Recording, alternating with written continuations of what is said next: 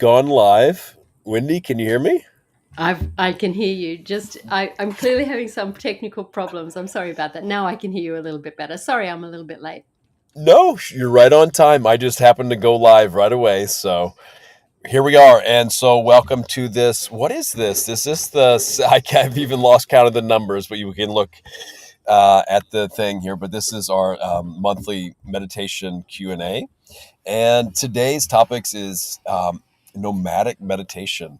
And, here I am in my car again in the wintertime in Missouri, and I forgot my headphones. So I've got these janky headphones for those of you can see, and they're yellowed on the top. So they're clean in the ear, though. That's what matters. And so this is what it's like meditating on the run, I guess. I don't know if that's not the right way to put it, but um, what I'd like to do today is explore what it's like to meditate in a lot of different places, amongst maybe a lot of different lifestyles, living in various places too. I mean, I haven't been a nomad well, I wouldn't even full nomad at all, but I want to jump in here and just and talk about what it's like not to just be settled in one place and meditate all kinds of different situations and things like this. And I'll go mostly from experience.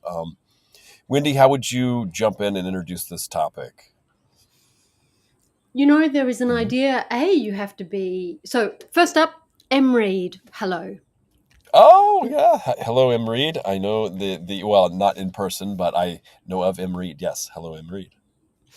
Second, I'm calling from Gubbi Gubbi country in Queensland. So, I pay my respects to elders past, present, and emerging. I have a lot of time for actually the quality of the care that Aboriginal people have had for 65,000 years with this country. So I want to recognize that and acknowledge that.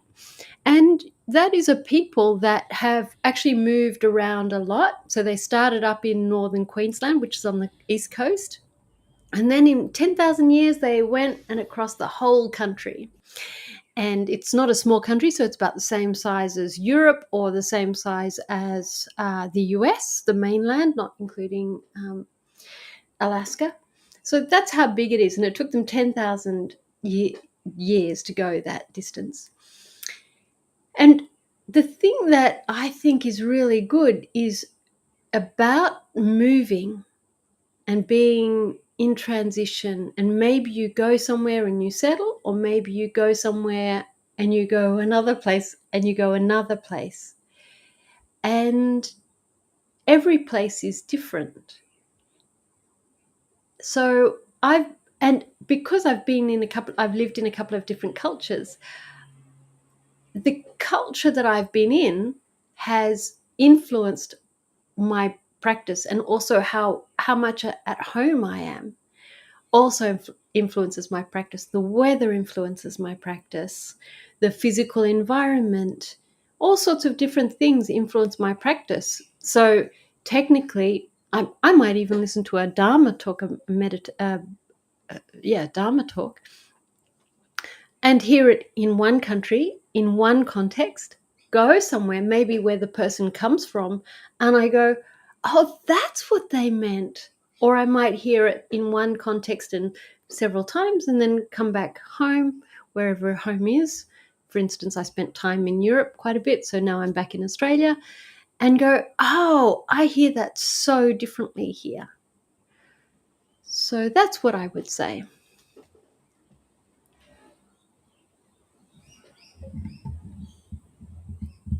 Sorry about that.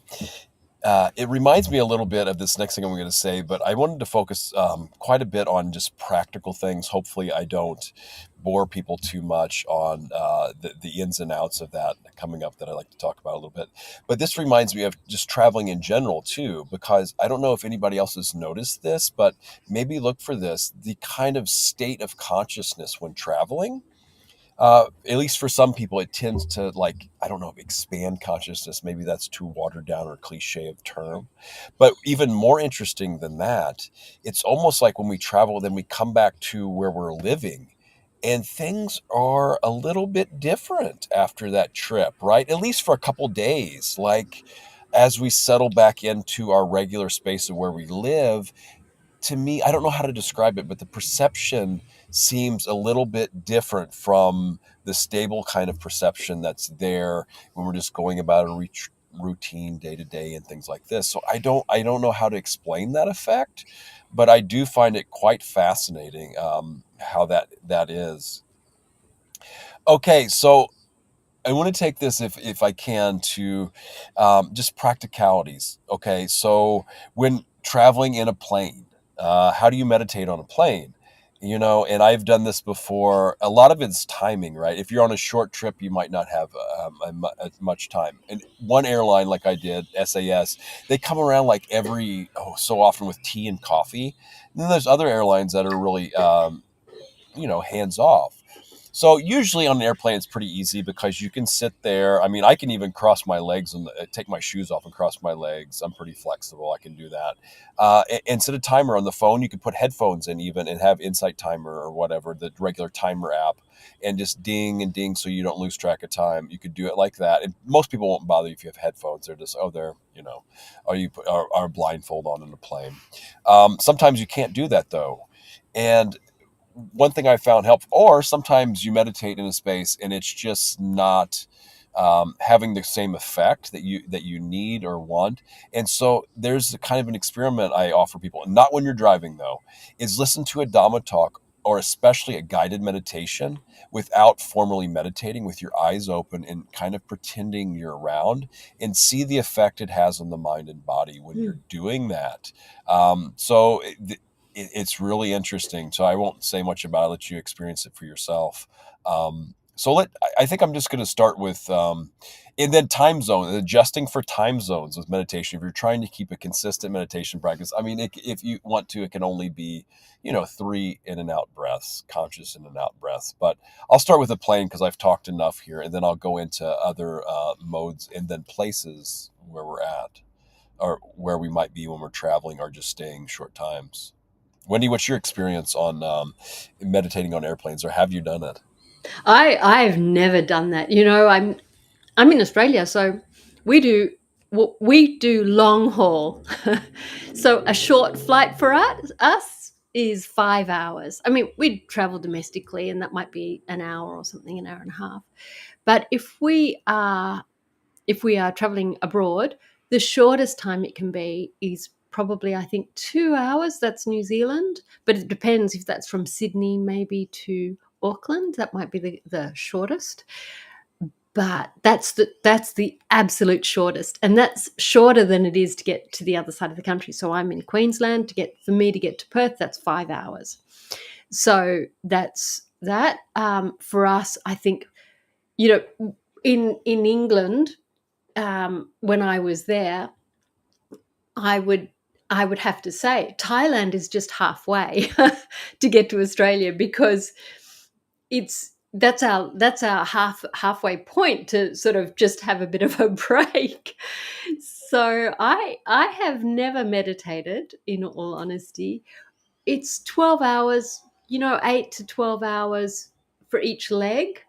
Um, by the time you get on, you check in the movies, because I like to check out all the movies, eat your meals, and they always, because it's Australia, it sort of might be dinner, lunch, breakfast.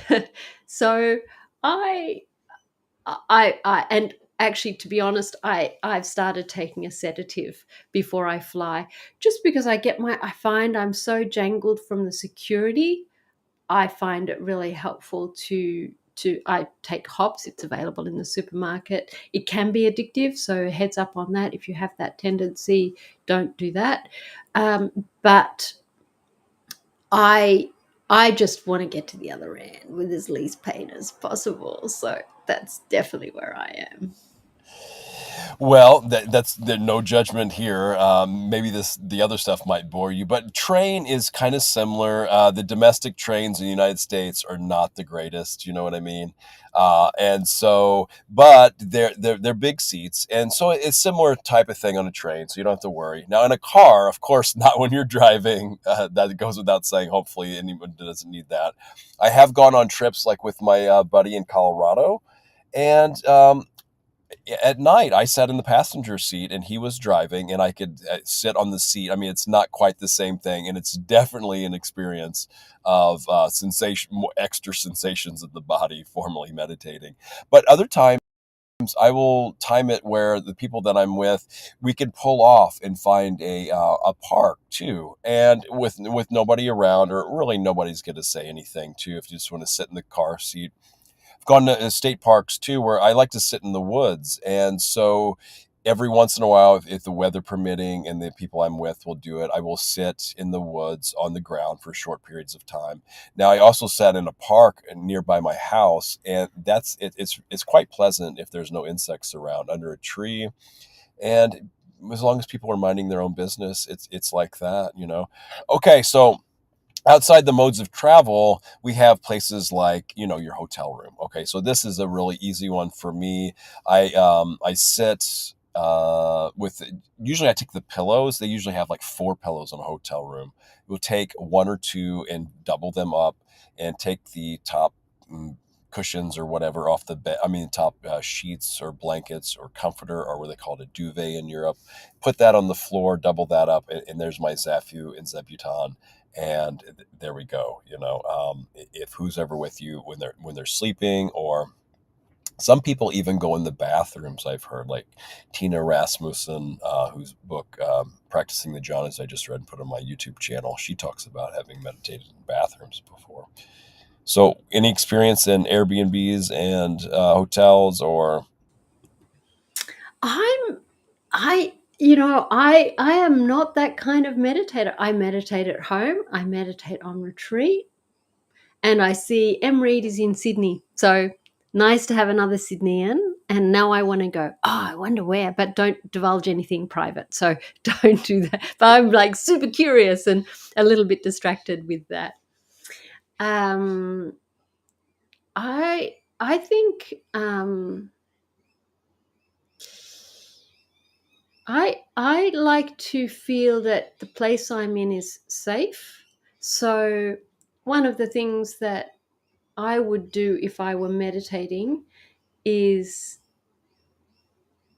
one of the things that I would do is I if I were in a place like the forest or wherever, I would actually keep my eyes open and meditate with my eyes open, just because I don't know a space, and if I feel there's no one around, I might not feel so safe.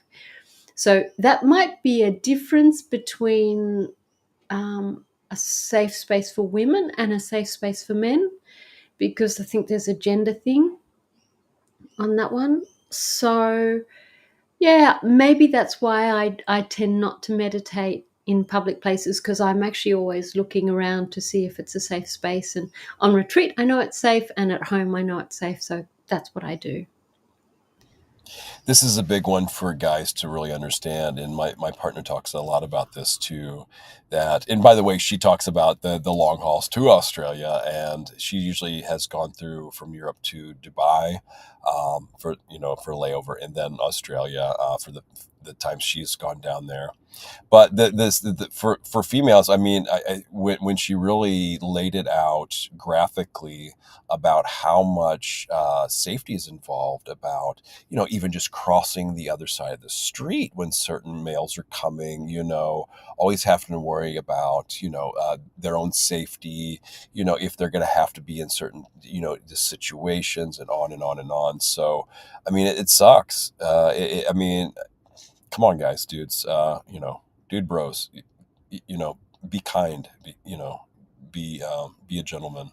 It's would you want to have to be in the same shoes? I don't know what else to say really about this, but yeah, I mean, and even in a forest, I did a show in the past about meditating in nature, being in and of nature. But some people just don't feel safe in nature to begin with, whether there's nobody around at all. Some people just have a huge sigh of relief when they get into nature, because they feel more supported and less pressurized by man's designs and worlds and ideas and deadlines and yada yada yada. So I think most people will know right away whether the space, whether they meditate, they find safety and ease and well-being more in city situations and indoor buildings, or they feel that way in nature. Now, I'm a mix of both because it depends on the conditions in nature. If there's too many insects, obviously, if it's too muddy or wet or too hot, of course, that's the obvious thing, right? But sometimes people get frightened in nature too. I think there's some suttas and stuff that says if one has past actions, certain past actions, I don't know, that they just might be more frightened in general in nature. Another thing is might be worried about having enough food or, not having enough water or things like this. But then it could be the opposite for cities and towns, like everybody's interrupting me. It's too noisy. Yeah, so we know all these types of conditions, and overall, we don't want to spend too many, I feel anyway, we don't want to spend too much time trying to get all the external conditions just right. I mean, there's so much we can do to where we get the external conditions as conducive possible. But if all I'm doing is kind of micromanaging my environment or obsessive compulsive about it, or um, I don't know, anal about certain things, and everything has to be perfect before I can meditate, that defeats the whole point for me. One of the points of meditation is being okay with things how they are, right? Or training to be in things how they are.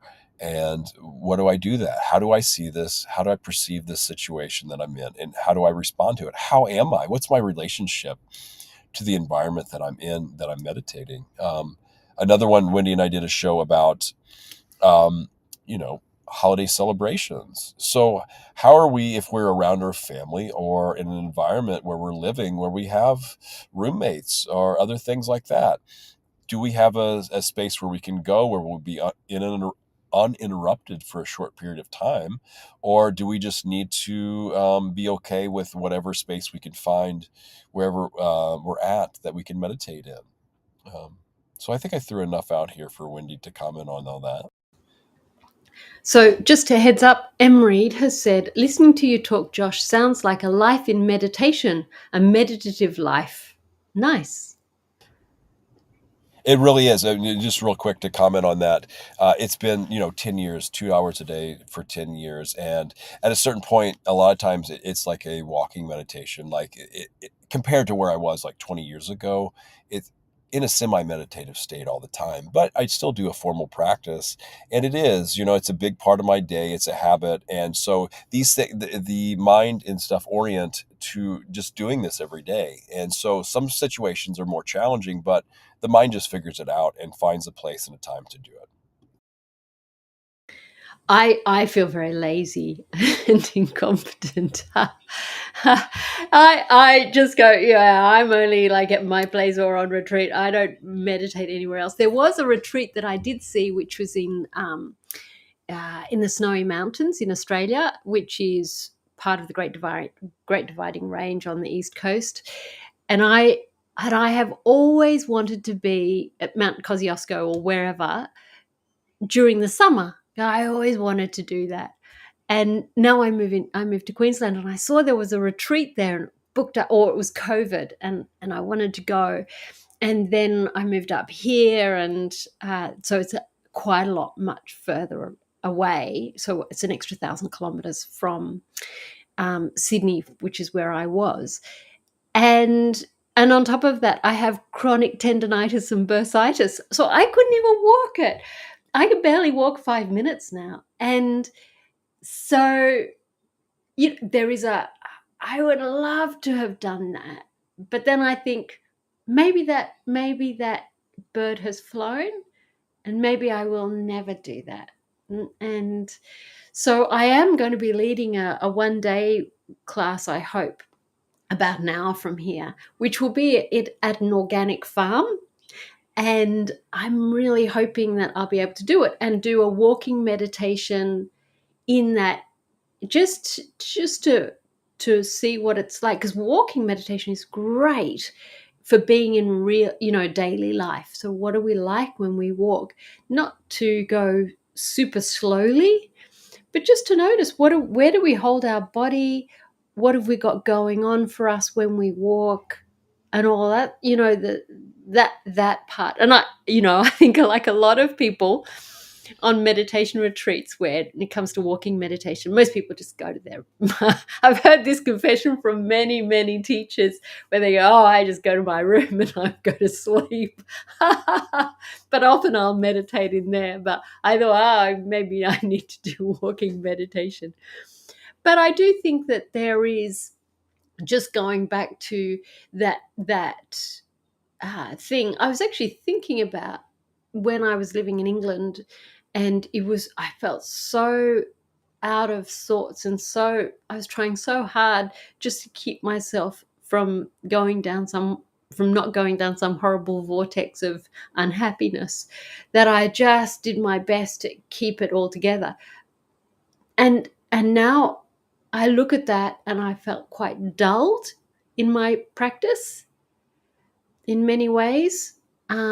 So, but so yeah, I that's how it is. And then back home. So I would be really curious for you to hear you, Josh. How do you experience meditating in Denmark, even in your fiance's house, which I think is where you live, and meditating at home, maybe in your parents' house, and meditating when you think back to how it was when you were meditating in your own home? And just as a heads up, M. Reed has said, yeah, big fan of walk meditation. So There's so much here, Wendy. So I want to go over. I hope you get to go on that retreat. I mean, I almost want to start a fundraiser so you can do that. I mean, you guys. Let's encourage and support Wendy.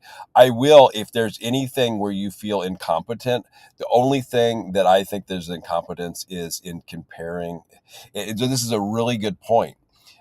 You hear me almost brag or humble brag about all this stuff, right? Oh, I'm so elevated, I do all this stuff. This is a really good point, because this is this common tendency. There's no shame or blame in doing this, because it's natural tendency to compare ourselves to others, right? But usually it's a setup for disappointment. Either that, like, then I feel like, oh, I'm so elevated over someone else, or I'm not good enough, or even if I'm like, okay, I'm just as good as that guy, or I'm just as good as Wendy, that even that is like, well, wait a second, we have all these vast differences in richness and who we are in complexity, and so one of the ways I found out of that is comparing it to ourselves. But even that, me telling Wendy not to compare is still kind of a comparison, or so I like, how do I even tell people about that, so when they don't ask for it. But I want to say, no matter where you're at, no matter what your level of practice, dedication, or lack thereof, it's you don't need all that. You don't need all, as long as you're putting in the effort every once in a while, I think, and like, and then this goes to the next part about walking meditation. It's really important. So I've just talked about formal sitting meditation, and this is where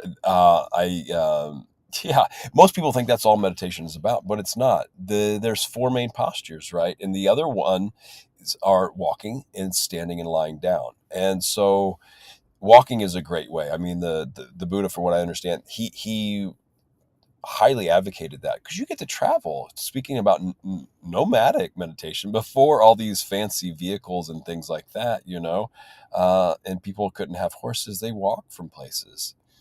And walking meditation is one I'm challenged at, because I sometimes feel like, oh, I have to walk now because I can't sit longer. It's so ridiculous, but it is a really good one. And I'll just mention a few styles that I like. The Shifu out at Mid-America Buddhist Association, he has the most unique one. I've never seen it before. It's like a Tai Chi walk. I almost have to show it to describe it, but all the weight is on the back leg.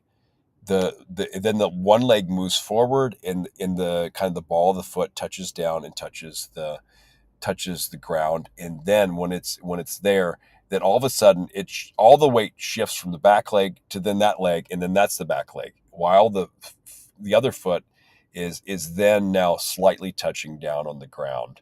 And then once that's stable, then it switches really good. So anyway, it's like gliding. But then the other style is this, maybe it's the Mahasi style. It's where you lifting, moving, placing, lifting, moving, placing. And so I find that really helpful when you really want to slow down and just see the inner mechanics of how we walk. Although it's completely artificial, it shows how much we're missing and how much more we can take in and notice when we slow down extreme amount, you know? Uh, Ajahn Suchito, another teacher that I like his. He's just it's a natural movement, and so you're going from the hips, right?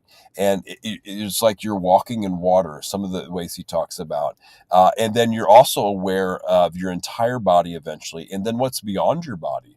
But it always comes to the center of the body, and you don't have to walk anything any way special. You just notice that there's a body when you're walking. I mean, this is horrible instructions that I'm giving here, but there's a book called, and it's free. It's called a moving balance that he wrote just about walking meditation. And the other one I like is just noticing the sensations in your feet. How do your feet feel when you're moving? That's a great one to do too. So that way, it always keeps your eyes open when you're walking. Don't walk around with your eyes closed unless you want to hit something and have people scared and ask what the hell you're doing. So now Wendy's question here, and I want to ask Wendy too, but I'll answer a question first before I forget. Tendonitis, Wendy, I didn't know this. If you're open to talking about this in 5 minutes of walking, okay, I'm very fascinated now at how you use that in your practice. Well, just everyday life in general too. But as far as Denmark goes, there are key differences. It's basically based on space and people, right? So there's only so much space in her apartment, and so I have my own little corner there. But then there's certain times when we're working, so a lot of it is time management. So we're not on top of each other. Sometimes we just meditate, and everything just go about your day like I'm not there. Other times I like it more quiet. So it is this constant flow, and because it's not the same as when I was living on my own, I could do anything I wanted when I was on my own, right? Pretty much, unless the neighbor was acting up and I had to go down there and see what was going on with that. But yeah, I mean, so that's the thing. It's not, and this goes to larger relationship dynamics that I'm learning as well. So it's not just the same when I'm by myself. In my folks' house, it's a mixture of all these things. Sometimes in a room, then I'll be by myself entirely, kind of secluded. Sometimes I'll hear through the walls because it's really close to the kitchen or something. Other times I'm in with my fiance, sometimes I'll wake up and do that before she's awake. Sometimes we're both awake. Sometimes she's coming in and out. Sometimes things need to be sorted with what's going on around there. So it's just constant flux and dynamic, and it's not as steady and stable. But if there's a strong resolve in a habit, then it's for me, it'll happen regardless, and so the things like Insight Timer help keep it on track and keep support and track things too. So yeah, once it's a habit, then it's really for me it's fairly easy to do, but I know not everybody's like that. Okay, so Wendy, tendonitis, what's going on with that? Yeah. So that was, talk about mindfulness of the body, not.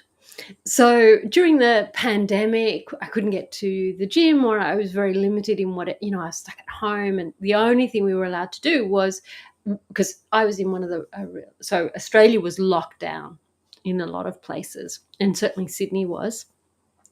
And so the only reason you could go out, and in many places you could only go out for an hour, it was to do exercise. So that was it.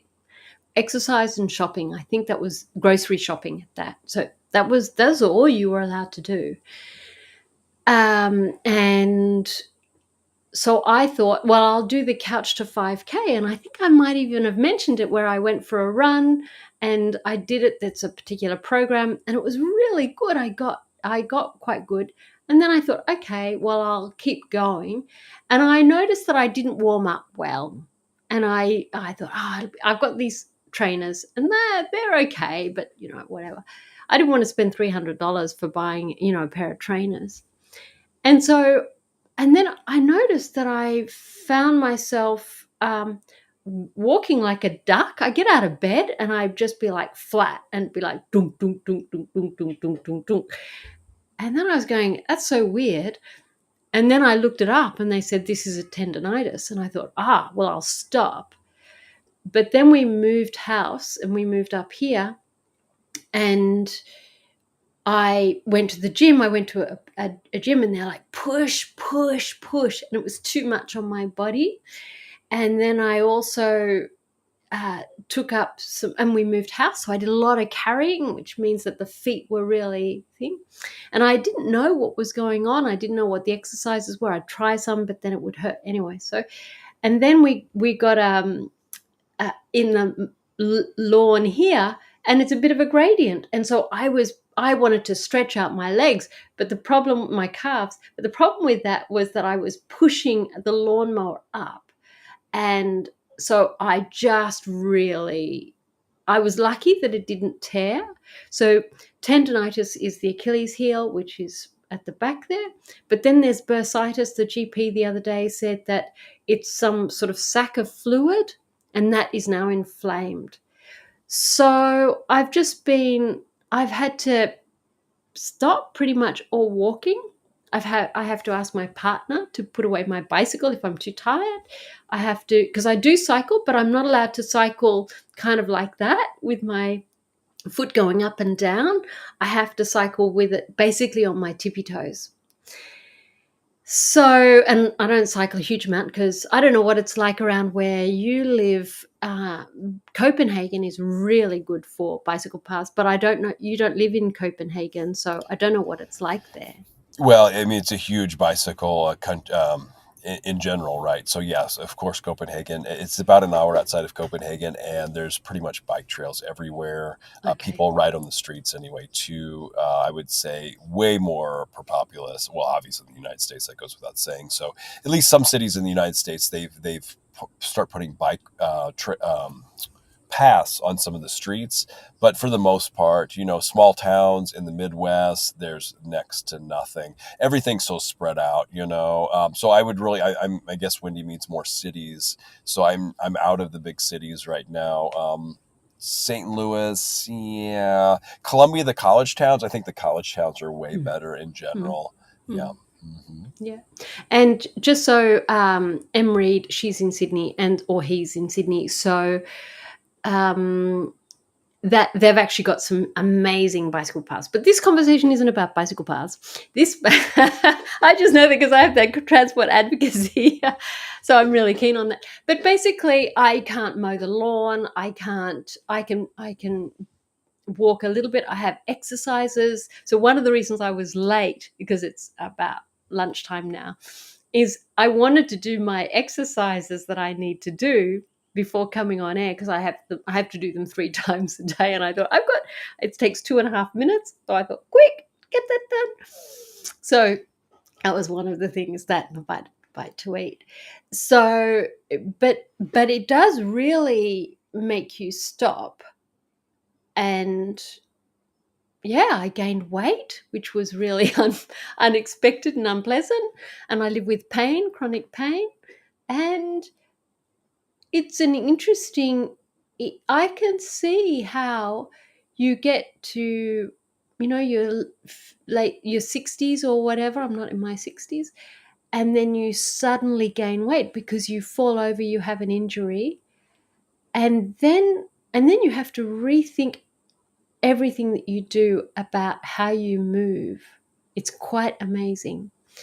So, and since we're talking about transition and moving and all those sorts of things, and pain management, because a lot of meditation is pain management, and being mindful about you recognizing your limitations and going, I can't do this. I need to change what I'm doing. So I think it does change your practice, because your mind, it is saddening to not feel you can do things like the dishes. Sometimes it's like, I'm too tired to do the dishes. I'm too tired to cook. I'm too tired to chop. And it does make it difficult. And there is a mindfulness practice about loss in all that. And And so maybe that's not quite what we were going to just talk about, but I guess it's talking about where were you in one place, which is fit, healthy, active, and then something small happens. It's so small, it's just like two little pieces on the back of my feet. And then I've got a whole new world that I have to navigate, and I have to rethink everything that I do and do a lot of mindfulness of body practices. So, what you're describing as the walking meditation, I'm never going to do that. But I couldn't even stand for long. I couldn't do standing meditation. But there are, in the training that I'm doing about mindful the Tara Brach 2-year teacher training, they say you can actually just they do a lot of mindful movement practices. So stretching your hands and things like that. And there are lots of things that you can do to change your state of mind very quickly that don't require you to. It's a different form of meditation because it's meditation on the go, which I love, because I love to have meditation things that I can give people to instantly calm down so they instantly feel better, and they don't have to think I need to do something big, fancy, I need to have a clear mind, whatever. So over to you. These are really important too, because when I talk to people about that aren't so serious about meditation like I am, which is very, there's very few people like that unless they're, living in monasteries, yada, yada, yada. It's always, oh, I should be doing this. I should be doing this. I need to do this. I know I need to do it. I just need to, well, okay. So, but Wendy, when you talk about that, can I ask real briefly, how long has that been going on? When did it start around COVID is when you started training for the Couch to 5K, right? And it started around that time, right? Or was it before then? It started during COVID, Mm-hmm. probably what it's now, it's sort of uh, 20, maybe 3 years ago. And Mm-hmm. I kept thinking, oh, I'll rest it and it'll go away. And it felt better. But then I'd do something and it got worse. And so it was not something which was so acute that I was like, okay, I'm just going to lie in bed and I need to sort this out. It was like a lot of uncomfortable body things, which you do it and then you rest and it goes away. Except it was never really quite going away. But it was away enough for me to go, it'll get better. Because a lot of things, you move them and then it gets better. So, yeah. Yeah, So it's several years now. it's wild. And so, of course, a big part of meditation practice, maybe not informal, is our relationship to what's going on, right? And yeah, you hear so many stories, and I'm sure we talked about it, like people who identify with being athletes, and then some injury comes along, and they can't. I mean, their whole reason almost for living goes away now, and they can't do their sport or their thing, and they don't know what to do anymore. You talk about people with serious injuries where they're bedridden, go go go go go, all of a sudden, and then they don't know what to do. They can't do really anything. And then now they're faced to be with themselves in a way that they would never choose otherwise, too. I mean, even the lockdowns themselves, it was what they say, the retreat that nobody asked for, uh, mentioned before. And so what comes to mind to this is, yeah, like Wendy was saying, what kind of practices and perceptions and views in relating to things that are beyond our control that are helpful. And the one thing that comes to mind is practical thing is the 3 breath highway. Take the 3 breath highway. Speaking about driving or riding a bike out there, being present for 3 full breaths. You want to get on that highway. Well, get on the 3 breath highway too. Um, uh, so yeah, this notion eh, of relating and changing one's habits and styles too. You know, so the other thing that came up was qigong. So there's a lot of mindful movements, and qigong is a really popular one too. Yoga has been quite a big one for a long time. Physical therapy. I mean, that's the classic Western thing. If someone hurts themselves physically, they go into physical therapy with a trainer or two. I know Qigong is these Qi movements. I was doing a lot of thing with Dini um, for a long time, and another teacher on Insight Timer uh, found it very helpful. So, and even for walking meditation, now let's talk about standing. Or even a substitute for walking meditation, I've heard some people teach too, and I miss this one, is just shifting your weight, or at least starting off. So you could do the whole practice, shifting from the right to the left, because a lot of our walking is really just the body shifting sides, and rebalancing. So that's a great one to do if you don't have enough walking space either, is to compensate for walking practice. Standing meditation, I really like too, because it's a really masculine one, right? I can stand and get this this like kind of upwelling of energy, and make sure your knees aren't bent, and because we do this. We're standing in a line of the store, right? We're standing. And so you can use it as a formal practice, or I don't know. I don't know if you teach people standing meditation. I'd be interested in hearing about that. And then I think with this whole notion of um, injury and recovery and movement and training and doing things differently, I think we also want to talk about lying down meditation from a formal posture. And this one is not taught as much about. But before we go into that, I guess if you have anything to say about standing or anything like that, standing meditation. So I did lead a standing meditation. It was an online class, and I just said, okay, so stand up, and everyone could do that because they were still attached, so that was fine. And then I just said, okay, so just stand and notice. So I did stand and just notice how much the body moves when it's not even going anywhere. And just you could feel a shifting in the musculature, and everything was just slightly, and the body's moving back and forth, keeping you like that. And then to pick it up and then put it down, and pick up the foot and then put it down. And just to notice where the body moves to and from. And I also talked about, and so we have our feet, and we use our feet all the time, and we don't even notice until you've got an injury and you go, well, I'm not going to do that anymore. So I did do a meditation like that. That was really, really nice.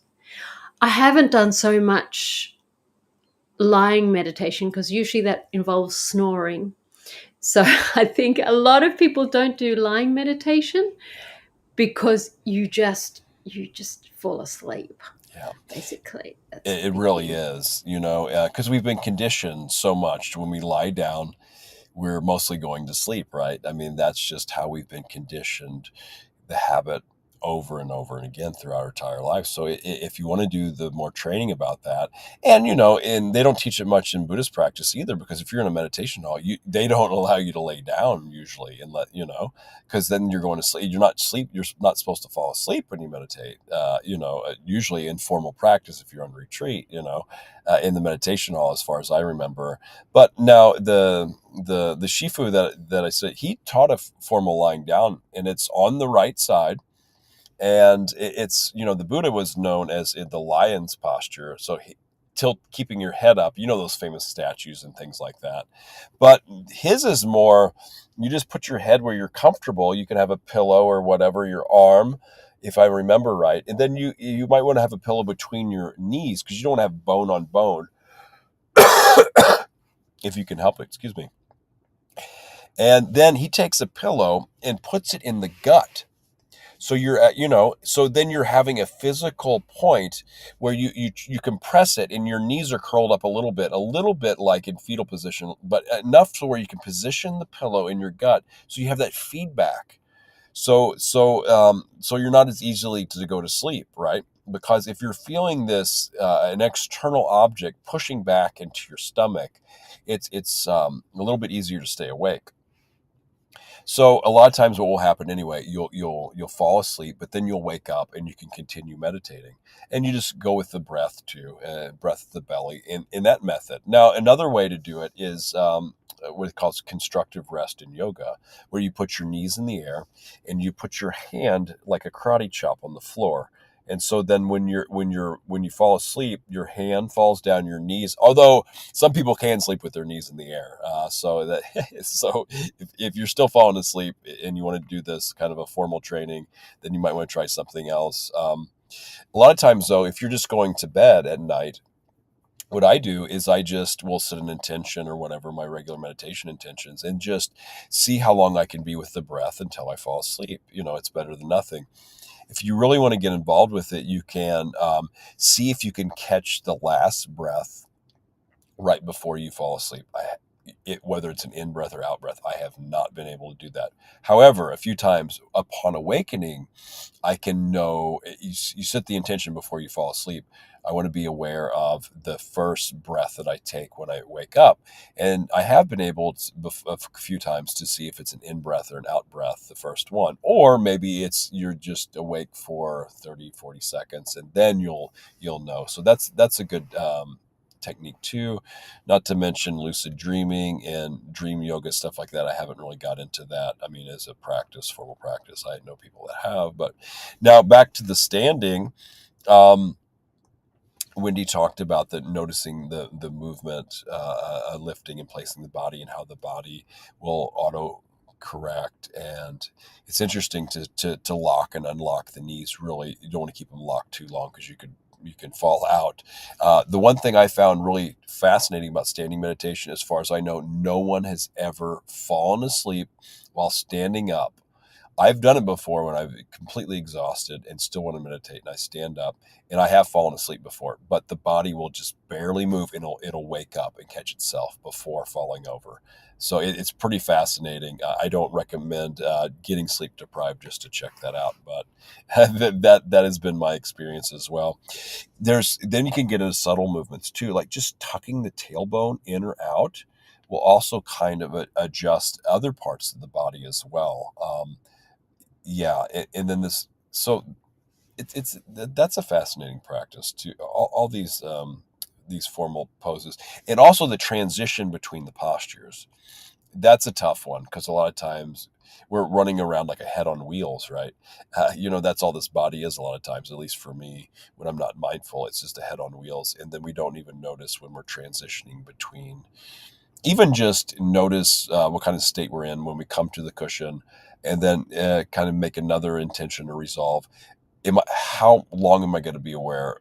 Am I going to notice when I stand up, getting out of the sitting posture? How can I be mindful? And I really like Wendy mentioning earlier about opening the eyes during meditation, because most of our life we're around in eyes open. Now I've noticed I can go a lot deeper when my eyes are closed, I like to at least end the meditation session a lot of times with the eyes open, because it's a nice transition, can kind of keep the meditative state with the eyes open, and it cultivates this meditative state to bring forward to her everyday life.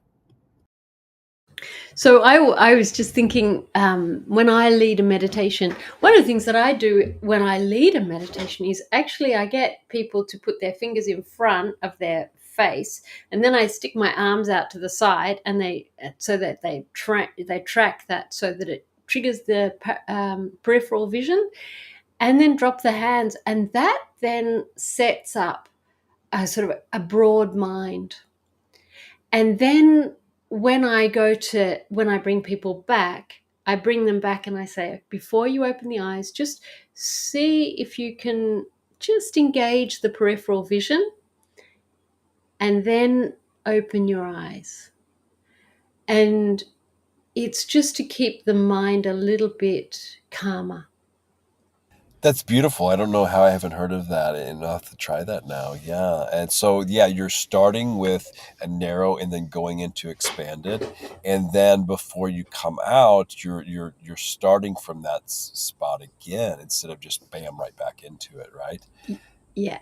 And And mindfulness, go ahead.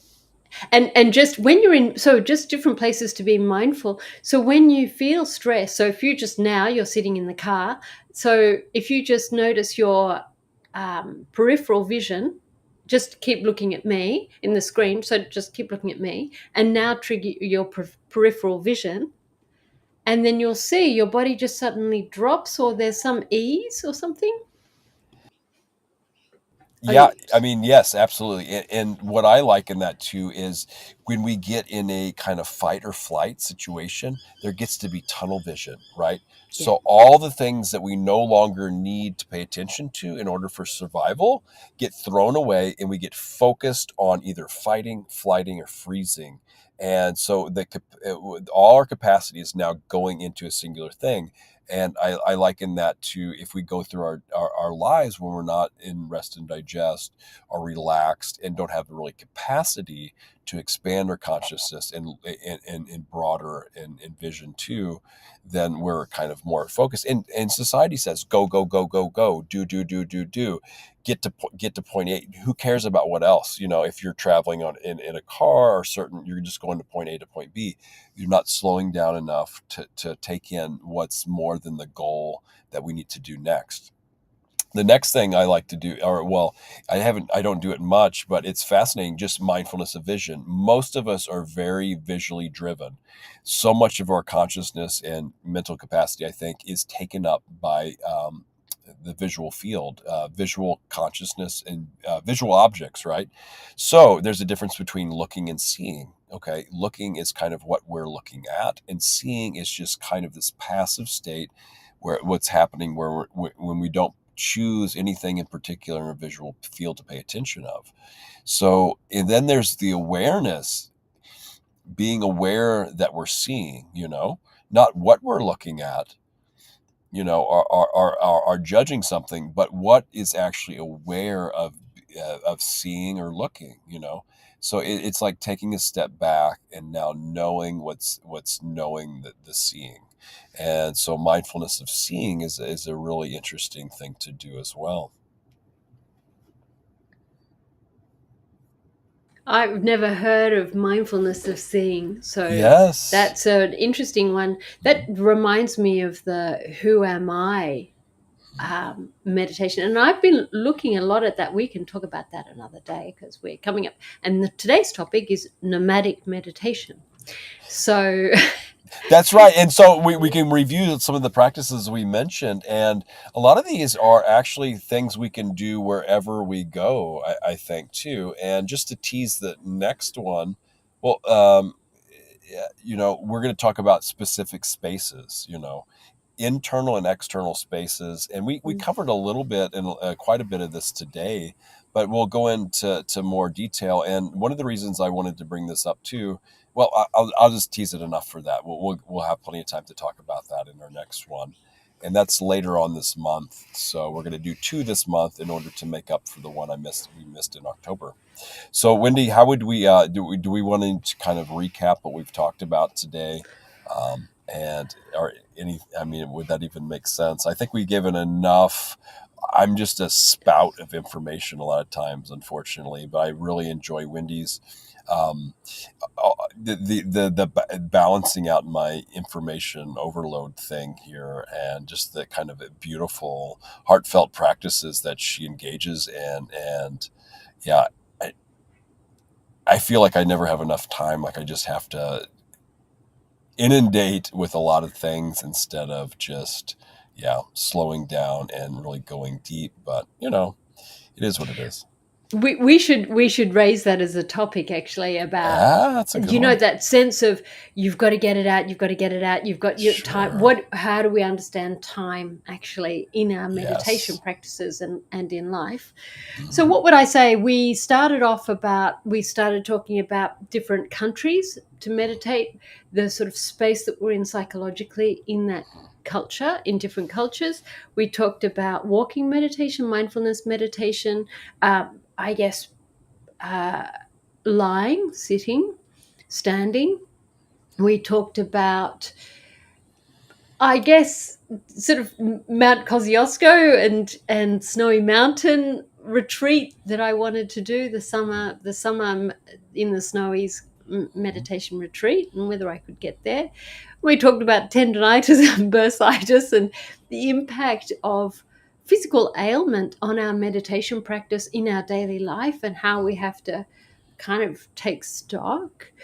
We talked about how are we relating to our practice, definitely. And we talked about peripheral vision and Mhm. seeing what is the difference between looking and Seeing, yeah. seeing meditation, and Mhm. a sort of awareness of seeing. So Yes. who is seeing, which is Yes. basically a who am I practice. So I think that's Yeah. pretty much everything Sure. I recall. How about Yeah. you? Yeah. The only thing I would really add is just all my little specifics about giving little tips and hints if you want to do more formal meditation while traveling and in different types of spaces and environments where people often say, oh, no, I've got too much hectic in my life, or I can't do this, or whatever. Or maybe it's just too weird. I mean, a lot of the things that I've talked about, it's just too much or too weird, and that's okay too, you know. But I just kind of from experience of what I do and how I do that. And yeah, I think it's a beautiful melding of information, techniques, sharing, relating of what we've done and gone through. And I think, yeah, it was a good time here, and looking forward to doing this meditation spaces next time. So this will be, yeah, spaces, and maybe we'll do one on perception of time in the future, and yeah, something along those lines. We'll flesh it out later. So Yeah, so for me, I think our clocks are slightly different because because I've still got a couple of minutes left on my timer, but I've got clearly, 42 after here. Yeah. okay, all right, I was just great, going to wrap up okay, a little bit more, uh, or a little bit early, I okay, guess. Here, yeah. okay, no I problem. just found out the comments on the screen. Yeah, if I do the overlay like right now, I don't know if Wendy can see it. It will show up on the video, but it will only show up from when I turn the overlay on. So I can see all the chats now, but they're not showing Oh, up on screen like they did last time. So I guess I could leave that on again. I don't know these I, settings I've or only whatever. seen M Read come on because it depends Cool. on where people are and what people are doing. And Sure. M Read may have gone off anyway to do something else with his day. So yeah, so no, there's the answer. Cool, thank you both. Welcome. Um, you're welcome, and it's nice to have you here. Mindfulness of appreciation. Um, Gratitude. Yes, we did a gratitude yeah, show too. yeah, definitely. It's nice to have a regular participant and Hmm. checking on with us, and nice to know that you're a Sydneyan, or you're in Sydney anyway. And yeah, so I think they're on the treadmill. There you are. So there you go. You do your thing. Cool, cool, cool. Mindfulness of walking on the That's treadmill, right. mindfulness of Yes. running on the treadmill, whatever it is that you're doing. Movement, mindful Yeah. movement. And just know that actually your body works. I couldn't do the Yeah. treadmill because my feet won't work. That Mm, will hurt my feet too much. So noticing if you didn't have if your feet had tendinitis and bursitis or whatever, how would you be able to do what exercise would you be able to do? What treadmill? So it's quite a thing. yeah. Um, so I think Ama- we're at time there. Yep. So yes. you go. No, I was to say, amazing how this body has its own inbuilt intelligence too.